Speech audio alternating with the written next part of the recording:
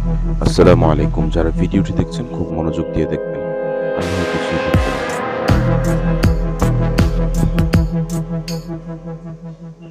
বংশমর্যাদা সম্পন্ন কোটি টাকার গরু কিংবা 15 লাখ টাকা দামের ছাগল, এরকম বেশ কয়েকটি ইস্যুতে এই মুহূর্তে দেশ জুড়ে আলোচিত এবং একই সাথে সমালোচিত নাম সাদিক এগ্রো। ব্যবসার যারা আমাদের ন্যায্যতা চ্যানেলটি এবং এখনো বৈধতার সাবস্ক্রাইব প্রশ্ন করেনি, তো এখনই আছেই। বেল বাটনটি প্রেস করে এই মুহূর্তে সাবস্ক্রাইব করার সাদিক সাথে এগ্রোর থাকুন। বিরুদ্ধে মূল যে অভিযোগের জায়গাটি সেটি হলো যে কোরবানির মতো ধর্মীয় পবিত্র একটি বিষয়কে বাণিজ্যিকীকরণের একেবারে চূড়ান্ত একটা পর্যায়ে নিয়ে গেছে, এরকম অভিযোগ কিন্তু সাধারণ মানুষজন করছে। এমন একটি প্রেক্ষাপটে আজকে আমরা দেখলাম যে ঢাকা উত্তর সিটি কর্পোরেশন সাদিক এগ্রো, যেটি রাজধানীর মোহাম্মদপুরের 7 মসজিদ হাউজিং এলাকাতে অবস্থিত, সেখানে আজকে তারা অভিযান চালিয়েছে। কিন্তু কোন প্রেক্ষাপটে, কেন সাদিক এগ্রোর বিরুদ্ধে আজকের এই অভিযান?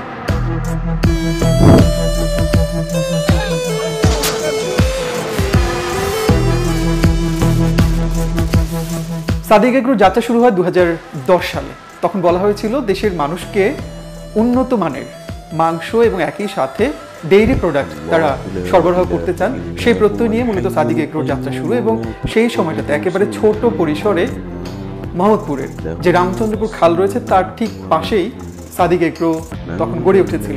ব্যাপ্তি একেবারে ছোট ছিল, কিন্তু পরবর্তী সময়ে আমরা দেখলাম যে সময়ের সাথে সাথে সাদিক এগ্রোর যে ব্যাপ্তি কিংবা পরিসর সেটি কিন্তু বাড়তে থাকে, এবং একটা পর্যায়ে তাদের খামারের পাশে যেহেতু রামচন্দ্রপুর খাল, সেই খালে তাদের স্থাপনা একটু একটু করে গড়ে ওঠে, এবং সেই রামচন্দ্রপুর খালের বড় একটা অংশ ভরাট হয়ে যায়, দখল হয়ে যায়।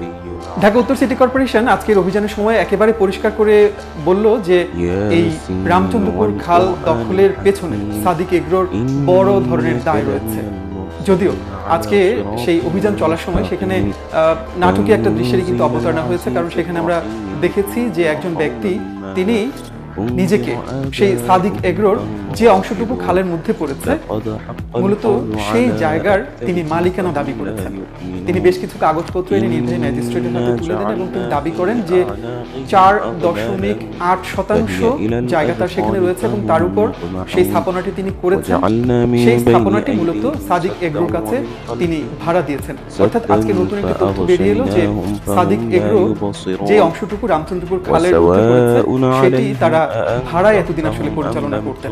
সাদিক এগ্রো আমাদের কাছ থেকে ভাড়া নিছে, আমরা তাদেরকে ভাড়া দিচ্ছি, জাস্ট এতটুকুই, এর বেশি কোনো সম্পর্ক নেই।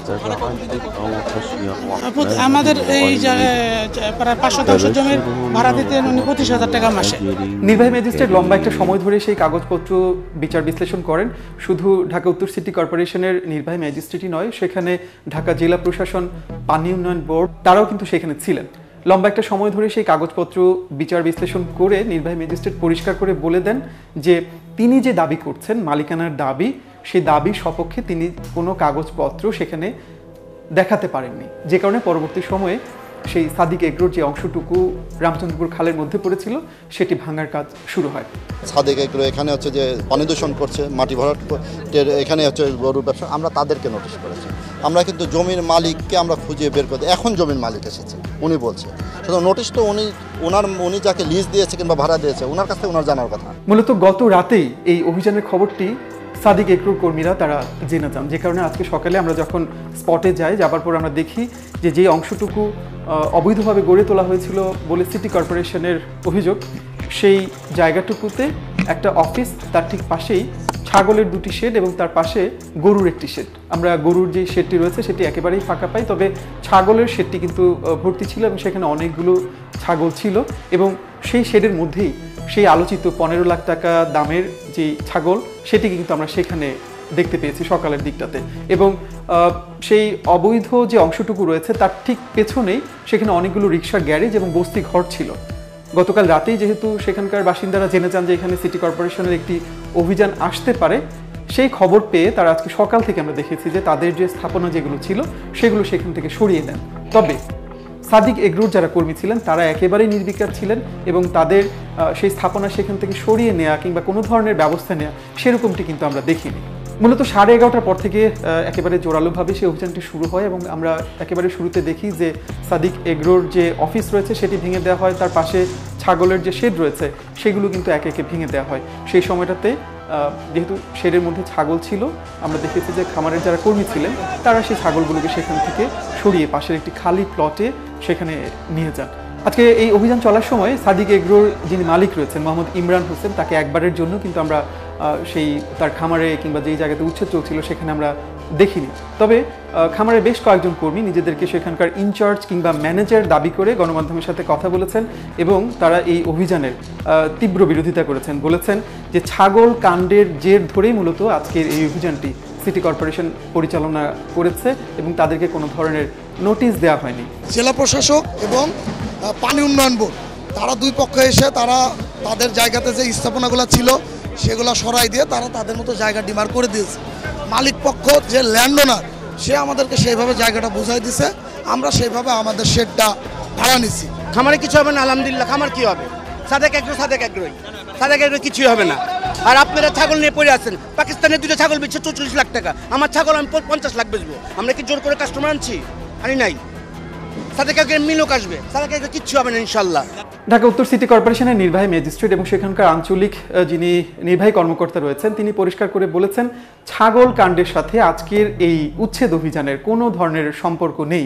কারণ রাজধানীর যে খাল রয়েছে সেগুলো বিভিন্ন জায়গায় দখল কিংবা ভরাট হয়ে গেছে, সেই খাল দখলমুক্ত করবার জন্য নিয়মিত তাদের এই অভিযান চলে। সেই নিয়মিত কার্যক্রমের অংশ হিসেবেই তারা আজকে মূলত সেই 7 মসজিদ হাউজিং এলাকাতে গিয়েছিলেন, যেহেতু রামচন্দ্রপুর খালের বড় একটা অংশ দখল হয়ে গেছে।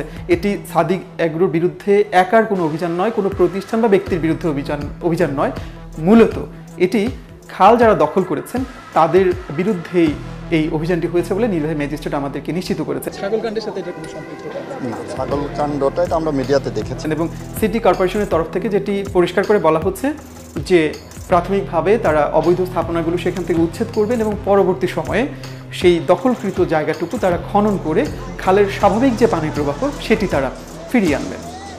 আজকের এই উচ্ছেদ অভিযানের পর নতুন করে যে প্রশ্নটি আরও একবার সামনে চলে এলো সেটি হচ্ছে যে সাদিক এগ্রো একদিনে তো এই খাল দখল করেনি, ভরাট করেনি, রাতারাতি আসলে তারা কোনো স্থাপনা সেখানে গড়ে তোলেনি। তাহলে সরকারি এমন কোনো সংস্থা কি সেখানে ছিল না যারা এই সাদিক এগ্রোর দখল কিংবা ভরাট ঠেকাতে পারে? কিংবা সাদিক এগ্রো এই মুহূর্তে যে বেপরোয়া মনোভাব নিয়ে তাদের ব্যবসায়িক কার্যক্রম পরিচালনা করছে সেটি দেখভাল করবার জন্য কি আসলে কোনো সংস্থা বা প্রতিষ্ঠান নেই?